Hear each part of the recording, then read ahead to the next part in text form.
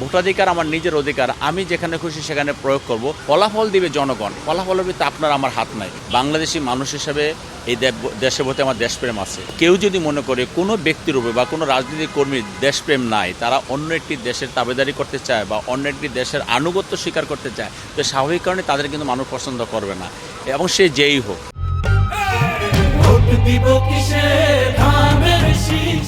বাংলাদেশের মানুষ রাস্তায় লোক দেখতেছে, বাড়ির দুয়ারে লোক দেখতেছে, তার মানে কেউ কার কাছে একটা সহযোগিতার জন্য যাচ্ছে। সে সহযোগিতা কি?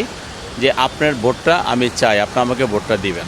তো এই যে বিগত 17 বছর সেই কালচার থেকে বাংলাদেশের মানুষ দূরে সরে গিয়েছিল, গণতান্ত্রিক অধিকার রক্ষা করার থেকে দূরে সরে গিয়েছিল, ভোটাধিকার থেকে দূরে সরে গিয়েছিল, সেটা গত 17 বর্ষে মানুষের অত্যাচার, নির্যাতন, নিপীড়ন সহ্য করে, আন্দোলন করে, সংগ্রাম করে সে অধিকার আদায় করেছে। গত 5ই আগস্ট যে ফেসিবাদের পতন হয়েছে, ফেসিবাদের পতন হওয়ার পরে বাংলাদেশের মানুষ উন্মুখ হয়েছিল যে কখন বাংলাদেশে একটি নির্বাচন হবে।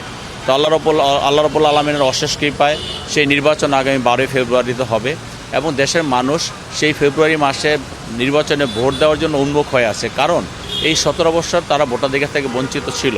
বিশেষ করে যাদের জীবনে এটা প্রথম ভোট হবে, তাদের তো উৎসাহ উদ্দীপনাটা আরও অনেক বেশি। আমি যখন বিভিন্ন জায়গায় যাই ভোট চাওয়ার জন্য, তখন বিশেষ করে এই জেনজি যারা আছে তারা একদম জড়ায় ধরে যে আঙ্কেল এবার ভোট দিতে পারবো, এবং অনেকে এসে দৌড়ায় জড়ায় ধরে বলে আঙ্কেল এবার আপনাকে আমরা ভোট দিব। এই যে একটা তাদের বিরুদ্ধে একটা ফিলিংস, এই জিনিসটা আমাকে অনেক অবাক করে যে দেখেন, আমরা ভোটাধিকার আমার নিজের অধিকার, আমি যেখানে খুশি সেখানে প্রয়োগ করব, অথচ সেই ভোটাধিকার প্রয়োগ করার জন্য আমাদের কতগুলো মানুষের জীবন দিতে হলো, কত মানুষের নির্যাতন নিপীড়ন সহ্য করলো, কতগুলো মানুষ অন্যায়ভাবে তাদের সাজা দেওয়া হলো। তো এইভাবে একটা মানুষ গণতান্ত্রিক অধিকারের জন্য, ভোটাধিকার রক্ষা করার জন্য বা ভোটাধিকার ফিরে পাওয়ার জন্য যে যুদ্ধটা করেছে, তার সফলতা হিসাবে মানুষ এখন 12ই ফেব্রুয়ারি নির্বাচনে দেখছে। কাজে আমি মনে করি এখন মানুষের ভিতরে অনেক উৎসাহ উদ্দীপনা নিয়ে মানুষ 12 তারিখের জন্য অপেক্ষা করছে, এবং আমি যখন যাচ্ছি তখন মানুষ আরও বেশি উৎসাহিত হচ্ছে এই কারণে, কারণ আমি এলাকার একজন নির্যাতন নিপীড়িত কর্মী। আমার নামে 329টা মামলা, আমি 2.5 বছর জেল খেটেছি, 2টা মামলা সাজা হয়েছে, একটা 7 বছর, একটা 2.5 বছর। এই এলাকার মানুষ সবাই সেই জিনিসটা জানার কারণে তারা কিন্তু প্রথমেই বলে যে আপনি তো অনেক নির্যাতিত নিপীড়িত, আমরা আপনাকে ভোট দিব।